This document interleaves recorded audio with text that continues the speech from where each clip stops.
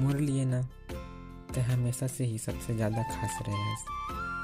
मतलब अतना कि मैं अपनों के मैसेज ल छोड़ के तोर से बात करे। मोर बस अतना ही ख्वाहिश रहत रहीस कि कभू भी तोला जरूरत होही ना मोर, तो वो वक्त में हमेशा हाजिर रहूँ। कोनो हो या ना हो तोर पास, बस मैं इकलौता सहारा रहूँ।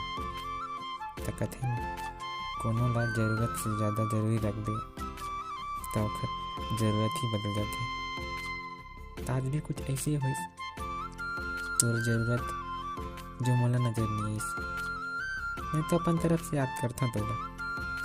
तय मोर मैसेज तो छोड़ देथस, मैं बात ला अपन तरफ से बढ़ाए की कोशिश करता हूँ। अब तय हम कह के बात ही खत्म कर देते। अगर बात नहीं करना होगी ना तो सामने ने बता देकर मैं समझ जाऊँ।